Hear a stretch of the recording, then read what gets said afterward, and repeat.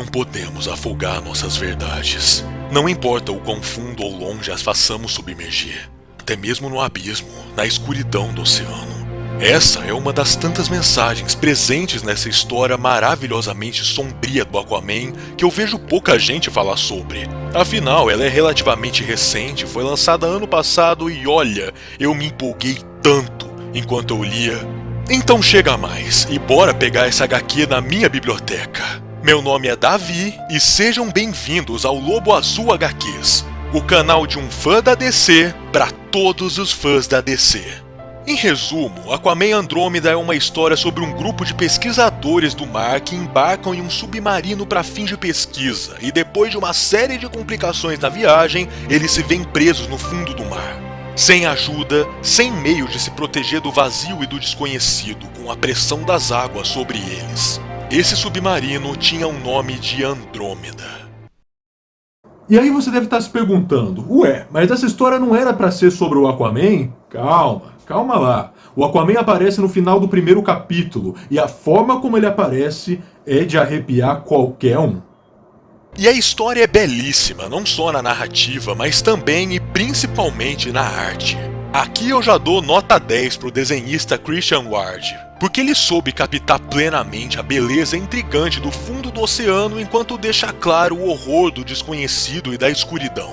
Inclusive a gente como ser humano faz tanta questão de explorar o espaço e tudo mais, mas você sabia que existe muito espaço nos mares que nós não fazemos ideia do que tem lá?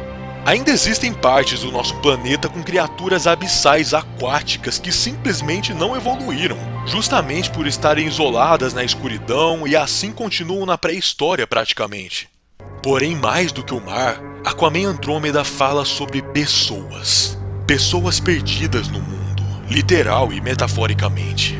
Aqui nós conhecemos a doutora Ivet, uma bióloga marinha que dedicou sua vida a estudar a vida no fundo do mar. Ela possui um segredo muito grande consigo, assim como todos os outros membros do submarino que nós vamos conhecendo ao longo do arco.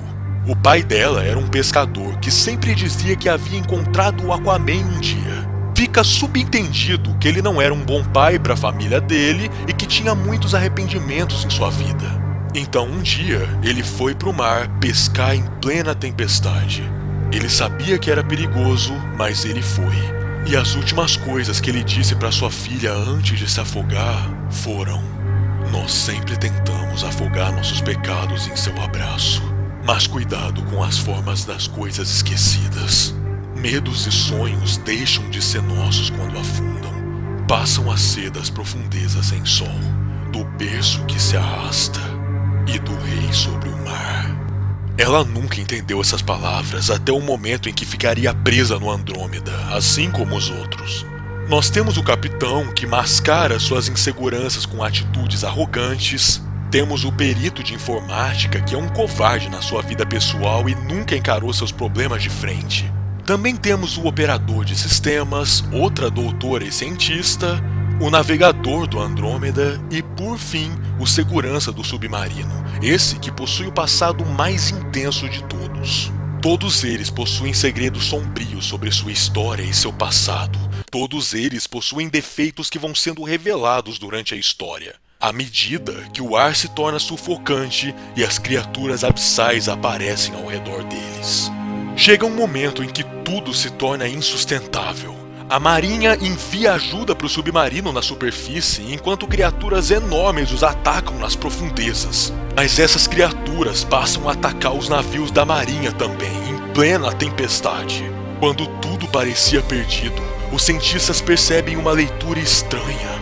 Tem alguma coisa, alguém ali com eles. E a doutora, assustada, enxerga as últimas palavras de seu pai diante de seus olhos. Continuem atirando! O que é aquilo? Nós sempre tentamos afogar nossos pecados em seu abraço. Tem alguma coisa lá embaixo! Medos e sonhos deixam de ser nossos quando afundam. Passam a ser das profundezas sem sol, do berço que se arrasta e do rei sobre o mar. E esse é só o final do primeiro capítulo, quando o Aquaman aparece para ajudar eles. Nas primeiras vezes é de forma esporádica, com a Doutora Ivet fazendo de tudo para conseguir comunicação com ele. É interessante o quão real são os capítulos seguintes, mostrando o passado e os problemas emocionais de cada membro da tripulação do Andrômeda, incluindo a história daquele segurança que envolve uma família de imigrantes e uma tragédia que aconteceu por culpa dele quando ele era mais jovem. E tem uma cena em que o próprio capitão se descontrola e começa a surtar, ameaça até de matar uma das cientistas e chega um momento que não tem jeito e o segurança teve que executar o cara. É uma situação de vida ou morte. Muitos ali começam a mostrar quem realmente são nesses momentos, sua verdadeira índole. Enquanto alguns se mantêm boas pessoas, outros revelam suas falhas em meio às suas fraquezas. Em alguns momentos, nós temos até flashbacks do Aquaman pedindo conselhos a uma senhora anciã que ele conheceu em uma cidade portuária, perto de um farol há muitos anos. A senhora fala com Arthur e sente que ele está muito cansado. Ele vem até aquela cidadezinha com certa frequência, justamente para se lembrar de como era ter uma vida simples antes de virar rei de Atlântida. Mas a própria senhora mesmo fala: essas são coisas comuns. Medo, tolice e a invejável frivolidade de nossas vidas. Metade sua quer ficar aqui para sempre, Arthur, e nunca mais sentir o peso do oceano sobre os seus ombros. Mas você é feito de água bem mais do que gostaria de admitir, não é, Aquaman? Em determinado momento, até o Arraia Negra aparece na história, arqui-inimigo do Aquaman que se tornou um bandido dos mares que jura Arthur Curry de morte, querendo vingança contra seu pai. Esse capítulo da invasão é tenso demais, a equipe de bandidos do Arraia se infiltrando dentro do submarino e fazendo as pessoas de refém. E lembra que eu falei daquele cara de TI covardão? É claro que ele é o primeiro a entregar os outros, e o próprio Arraia Negra agradece a informação, mas não cumpre com o combinado. Um tempo depois ele dá um tiro na cabeça dele. O próprio Arraia fala que ele não gosta de X9, e não tem tempo para covarde traidor. E claro que temos o clímax da história, que é mais um dos confrontos do Arraia Negra com o Aquaman, e feito de uma maneira incrível, com a presença da Doutora Ivet.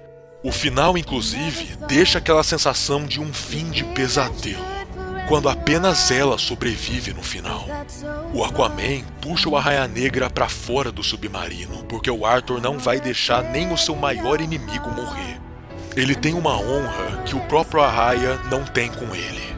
E a Doutora Ivet é ajudada por moradores do local, a última sobrevivente da condenada tripulação do submarino Andrômeda. Mais do que aquelas pessoas, todas aquelas memórias e todas essas histórias se afogaram na esperança de serem esquecidas. Nós fomos condenados por elas, a bióloga dizia. Mas a água se lembra. Quando eu era criança, cedi meu pai para a água e, em troca, fui salva por uma de suas histórias. Perdi meu pai para a água e em troca fui salva por uma de suas histórias. É claro que nesse contexto ela estava se referindo ao Aquaman. A história de pescador de que um dia ele estaria pescando e conheceu o Aquaman, e um dia a filha foi salva por ele. De forma trágica e até mesmo poética, fala a verdade. O pai dela tirou a própria vida nas águas e em troca, essas mesmas águas pouparam a sua vida. Então, dito tudo isso, eu posso dizer que Aquaman Andrômeda é um dos melhores quadrinhos do Aquaman dos últimos anos. As últimas histórias espetaculares que o personagem teve foi lá na fase do Geoff Johns, em que ele escreveu 4 arcos pro personagem, e eu particularmente amo. Eu inclusive tenho todos eles aqui. Dá um ligue. Ó, Aquaman do Geoff Johns. Sério, eu amo a minha coleção do Aquaman. Ó, mais uma aqui. E ainda tem o Trono de Atlântida, que tá bem ali. Depois eu pego pra vocês verem. Ó, eu amo a minha coleção de quadrinhos do Aquaman. Fala a verdade. Valeu, galera. Falou e até mais.